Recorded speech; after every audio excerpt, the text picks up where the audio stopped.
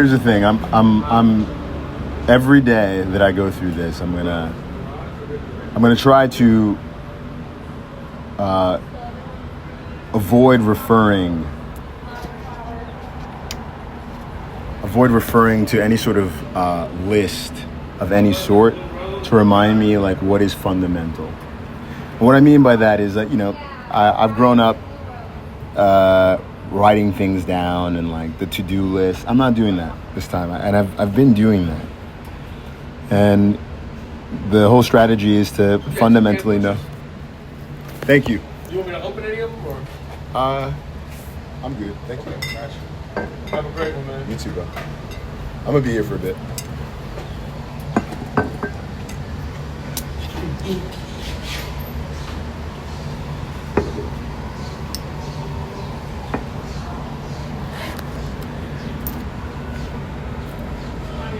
Once you get beyond existence, it's like, all right, what is there to do, right? And I think we should learn to move. Not only move, but move better. And funny enough, moving better requires information. And so there's this beautiful interplay here of science meets art. And art is movement. It's a force signature of sorts. Are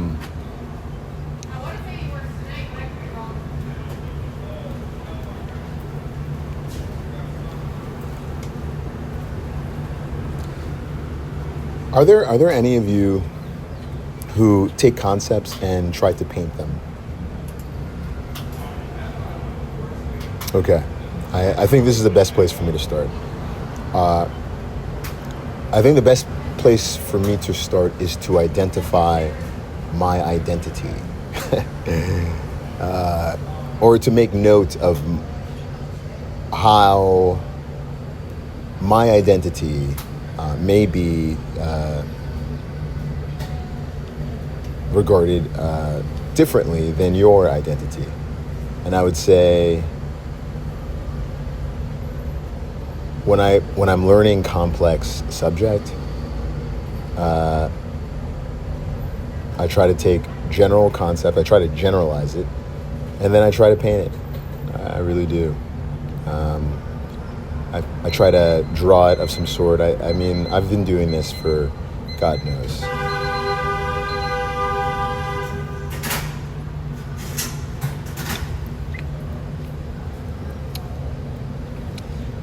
It doesn't work all the time. Sometimes I'm still confused, but the attempt to understand how a conceptual idea relates to an image is useful. At least for me. And these days, I'm recognizing that movement is art. We leave behind force signatures. This is something that I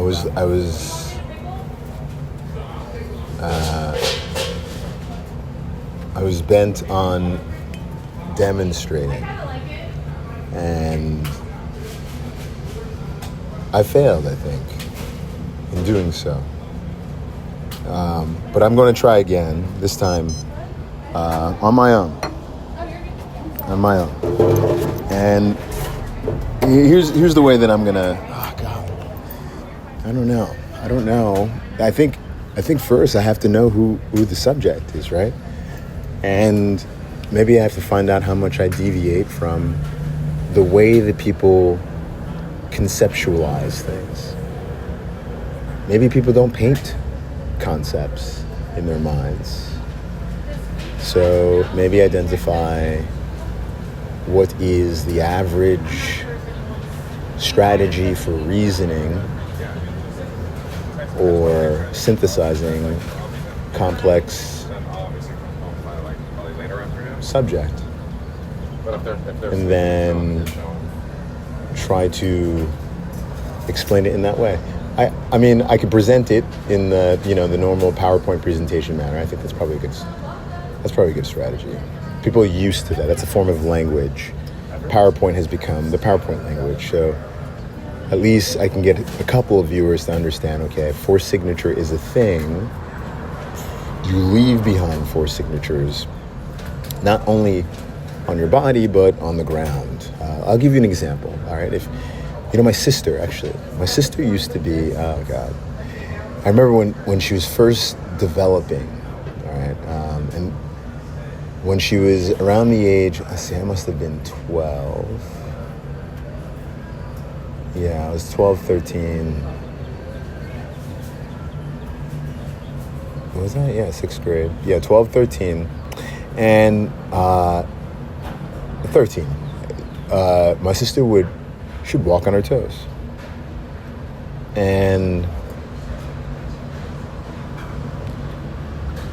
I was concerned. As a brother, I was like, all right, we gotta, I'd look at my parents and be like, you guys are not seeing this? Like, girls run around here on her toes. This is not a problem for you? And I think my mom, my mom, she was in pediatrics, and then she navigated into child psychiatry. Throughout my upbringing, she's always been, laissez-faire. Okay, it's a game, she would say.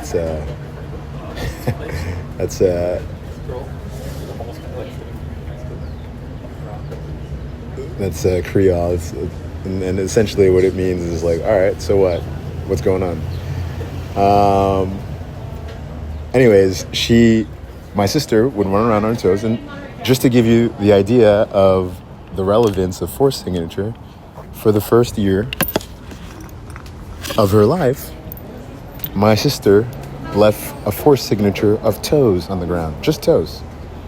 Whereas other children would leave a heel mark. My sister was like, nah, just toes for you, to the ground all the time. It's because she didn't drop down on her heels. She was on her toes the entire time. And funny enough, I think about how that relates to her. Now I'm making a large reach here. But I think about how that relates to her as a person now. Girl's always on her toes. You know what I mean? And then once you start seeing that, like, these figurative terms that we use, you got to stay on your toes. Suddenly, it's like, man, why that figurative statement, stay on your toes? Is it because plantar flexion puts you into this extension position whereby, I don't know, maybe the nerve arrangement and or facilitation of that particular extension pattern results in a heightened nervous system awareness? What I mean by that is that I would imagine through a systems process, it says, like, anytime that you take this position, nerves got to be on point. The reason being is when you're running or attacking or fleeing, we need to get into this position, that this is a requisite position. Thereby, we're not messing around. Anytime you get in this position, we're active. And so there's a lot right now. I'm trying to avoid dancing around various subjects. I'm trying to keep it very clear. Movement matters. That's one. Okay, movement matters.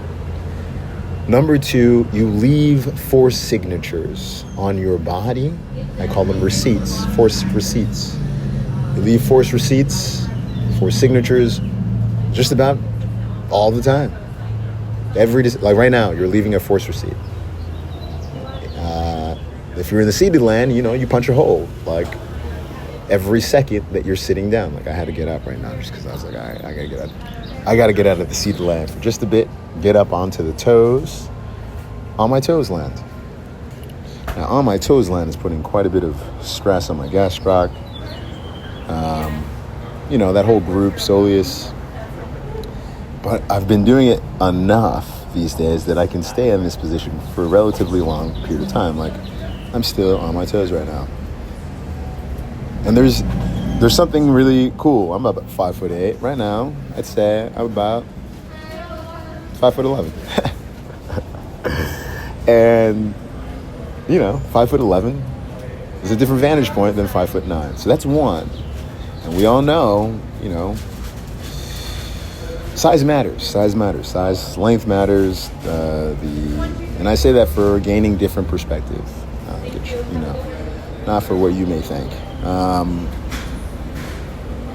You get different perspectives. Like, I've got a 5'11" perspective right now because I'm still on my toes. And if you want to try, let's just see if you can maintain standing on your toes for as long as I can. And we'll play by the honor rule. I'm still going, but you get up on your toes. But I don't believe. I think we all know we're going to die. Keep going. Let's just see how long you can stay on your toes. And I want you to think about this concept that movement matters and that you're collecting a force receipt right now. One that says, man, this guy really wants to stay on his toes.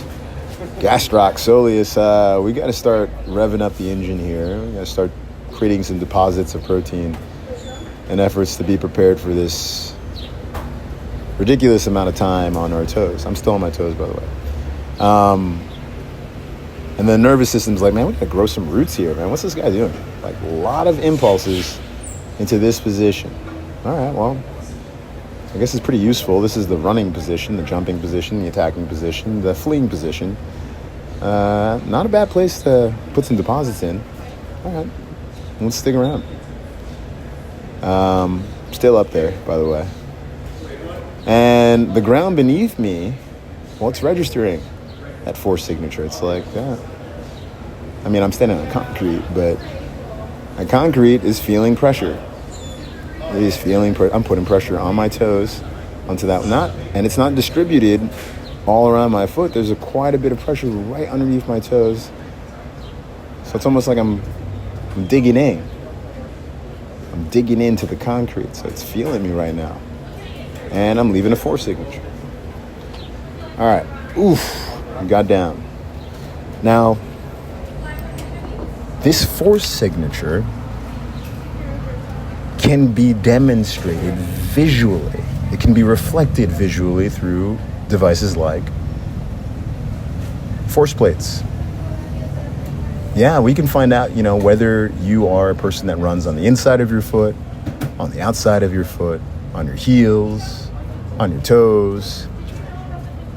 And because these various orientations leave force signatures, we can do the math. You can figure it out and say, okay, well, we'll deal in probabilities, and we'll say you spend a great deal of time on your toes. Well, gastroc's probably going to get quite a bit short, so we're going to have to lengthen the gastroc occasionally, just to prevent it from staying in that shortened position. And then, of course, we're going to have to roll out that soleus a little bit because there's going to be quite a bit of some protein deposits. But if you plan on staying there forever, well, then maybe we just leave it alone. We start doing some evaluations. We can look into the tissue these days. Hologic. Good Lord, I've been trying to reach out to you guys for the last 5 years. Someone is dragging their heels.